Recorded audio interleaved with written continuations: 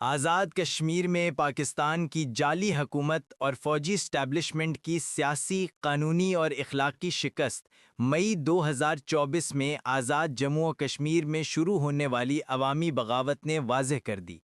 جس نے پاکستان کے طاقتور عسکری اور سیاسی ڈھانچے کے لیے ایک فکری اور اخلاقی بحران کو نمایاں کر دیا۔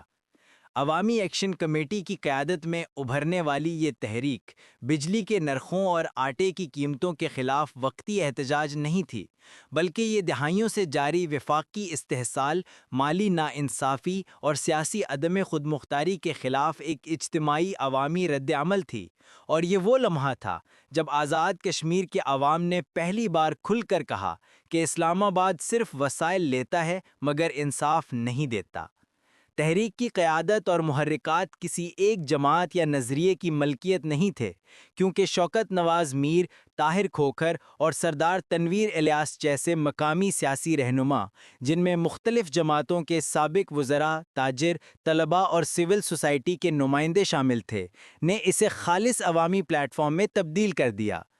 جس کی ابتدا مظفر آباد، میر پور، راولاکوٹ، باغ اور نیلم ویلی میں ہوئی، جہاں ہزاروں لوگ منصفانہ بجلی نرخ، مقامی محصولات میں کمی اور وسائل کی مساوی تقسیم کے مطالبات کے ساتھ سڑکوں پر نکل آئے۔ ان احتجاجات کی جڑیں 2020-2023 کے دوران اسلام آباد کے اس رویے میں پیوست تھیں جس میں وفاقی حکومت نے AJ کی مالی خود مختاری محدود کر دی تھی، اور وابڈا اور وزارت توانائی کے درمیان بجلی کی قیمتوں کے معاہدے اور وفاقی ٹیکس ایڈجسٹمنٹ فارمولہ کشمیری عوام کے لیے ایک استعماری معاشی ڈھانچے کی علامت بن گئے تھے۔ ریاستی جبر، میڈیا بلیک آؤٹ اور عوامی رد عمل نے صورتحال کو مزید گھمبیر بنا دیا جب 11 مئی 2024 کو مظفر آباد کے CM چوک پر سیکیورٹی فورسز نے نہتے مظاہرین پر فائرنگ کی، جس کے نتیجے میں متعدد شہری جاں بحق اور درجنوں زخمی ہوئے، جس کے بعد Azad Kashmir police, special services group اور فرنٹیئر کانسٹیبلری نے سخت کارروائیاں کیں، درجنوں کارکنان گرفتار کیے گئے اور حکومت نے انٹرنیٹ اور سوشل میڈیا بند کر دیا، کیونکہ PTA کے جاری کردہ احکامات کے مطابق 11 سے 14 مئی کے دوران آزاد کشمیر کے اکثر اضلاع میں مکمل انٹرنیٹ بلیک آؤٹ رہا۔ پاکستانی میڈیا کو واقعے کی رپورٹنگ سے روکا گیا اور نجی چینلز کو ریاستی سلامتی کے نام پر خبروں کو محدود کرنے کی ہدایت دی گئی، مگر عوام نے سوشل میڈیا کو بطور ہتھیار استعمال کیا اور چند گھنٹوں میں کشمیر پروٹیسٹس، عوامی ایکشن کمیٹی اور AJ انریسٹ جیسے ہیش ٹیگز عالمی سطح پر ٹرینڈ کرنے لگے، جس کی کوریج BBC، الجزیرہ اور وائس آف امریکہ نے کی، جبکہ ایمنسٹی انٹرنیشنل نے 15 مئی کو بیان دیا کہ پاکستانی حکومت کو اپنے ہی زیر انتظام علاقے میں اظہار رائے کی آزادی کا احترام کرنا چاہیے۔ عسکری اسٹیبلشمنٹ کی پوزیشن اور پسپائی اس لیے ضروری ہو گئی کیونکہ جنرل عاصم منیر کی قیادت میں پاکستانی فوج اس وقت پہلے ہی شدید سیاسی دباؤ میں تھی، کیونکہ 9 مئی 2023 کے واقعات، عمران خان کی گرفتاری اور PTI کے کارکنان کے خلاف کریک ڈاؤن نے اسٹیبلشمنٹ کی ساکھ کو شدید نقصان پہنچایا تھا، اور فوج کے سابق بااثر افسران جیسے لیفٹیننٹ جنرل فیض حمید اور لیفٹیننٹ جنرل ندیم انجم بھی سیاسی انجینئرنگ کے الزامات کی زد میں تھے۔ اس لیے راولپنڈی کور ہیڈ کوارٹر، جو آزاد کشمیر کی دفاعی نگرانی کرتا ہے، کو اب ایک نئے بحران کا سامنا تھا، مگر طاقت کے استعمال سے عالمی سطح پر پاکستان کے بیانیے کو نقصان پہنچنے کا خدشہ تھا،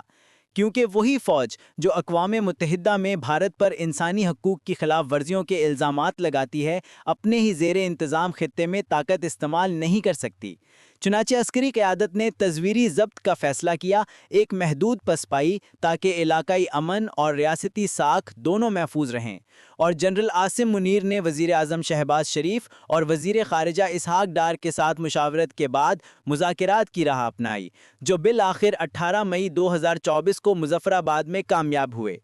سیاسی حکومت کی کمزوری اور انتظامی ناکامی واضح تھی، کیونکہ اسلام آباد کی وفاقی حکومت، خاص طور پر شہباز شریف اور ان کے مشیر طارق فاطمی، ابتدا میں اس تحریک کو ایک علاقائی معمولی مسئلہ سمجھتے رہے، اور وفاق نے چند کمیٹیاں بنا کر مسئلہ دبانے کی کوشش کی، مگر جب تجارتی انجمنیں، ٹرانسپورٹ یونین، طلبہ تنظیمیں اور سول سوسائٹی نیٹ ورکس اس تحریک کا حصہ بن گئے، تو مرکز کو احساس ہوا کہ اگر فوری حل نہ نکالا گیا تو اسلام آباد کا اثر ختم ہو جائے گا۔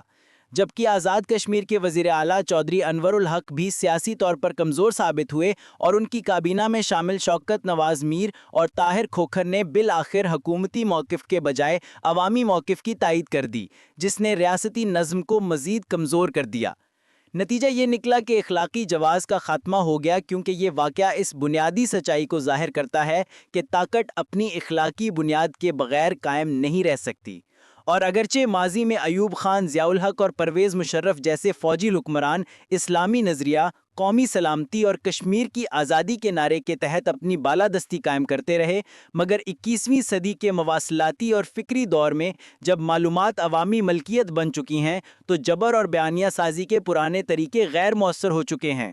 جیسا کہ گرامشی کے نظریے کے مطابق آزاد کشمیر کی تحریک دراصل جوابی بالادستی کی عملی مثال ہے، ایک ایسا عوامی رد عمل جس نے فوجی طاقت کی فکری گرفت توڑ دی اور اخلاقی خود مختاری کو متبادل قوت کے طور پر منوایا۔ بین الاقوامی تعلقات کے لحاظ سے فوجی تصفائی ایک سفارتی احتیاط بھی تھی، کیونکہ اگر مظفر آباد یا میر پور میں خون ریزی بڑھتی تو اقوام متحدہ، یورپی یونین اور عالمی میڈیا میں پاکستان کا موقف کمزور پڑ جاتا۔ اختتامیہ یہ ہے کہ آزاد کشمیر کی عوامی تحریک نے یہ حقیقت آشکار کر دی کہ ریاست کا استحکام عوامی اعتماد پر ہے، نہ کہ بندوق پر، کیونکہ یہ محض ایک احتجاج نہیں تھا بلکہ یہ سیاسی اور اخلاقی بیداری تھی جس نے پاکستان کی عسکری بالادستی کو فکری سطح پر چیلنج کیا، اور ریاست کی یہ پسپائی ایک تصویری شکست نہیں بلکہ ایک اخلاقی شکست تھی، اور یہ پیغام تھی کہ کوئی فوج آزادی کے نام پر جبر کی نمائندگی نہیں کر سکتی اور کوئی ریاست انصاف کے بغیر اطاعت حاصل نہیں کر سکتی۔